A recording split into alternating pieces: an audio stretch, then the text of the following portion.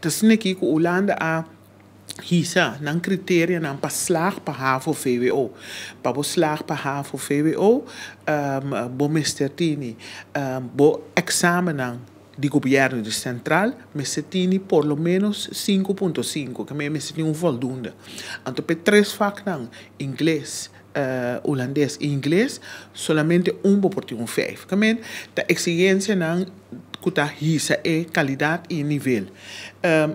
Corso minister a decidir que nós não trabalhamos, sigue com a exigência de Holanda, que nós trabalhamos seguir nos mesmo nível, porque mag die haya mais 5, porque mag die haya mais onvoldoende, então porque mag die haya menos que 5.5 para o vak de examen central, que nos nível die mag die mais abou, para sobre minister bisa, se não muito de nós da zak.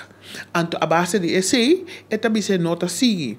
Exigência de Holanda, anto escola não, ku que of meeste bisa muito não ku que vai estudar na Holanda, não tem que cumprir que exigência de Holanda. Este sim, nós temos 2 diplomas, diploma com exigência de Holanda.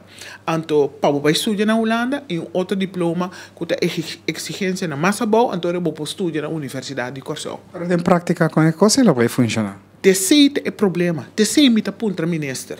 Com também hasi. Passou HAVO tá HAVO tem. Que nem mesmo HAVO, nem mesmo classe, lo tem 2 tipos de diploma.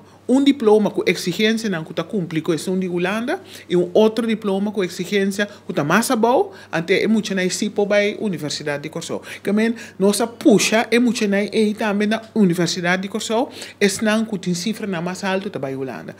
É o que o ministro hace que não por. Nós que para toda gente tá igual. E como que toda gente tá igual, escola bota by, diploma bota haya. Set examen bota atrás, critério para evaluar o exame. Ministra introduzir discriminação de ensinança.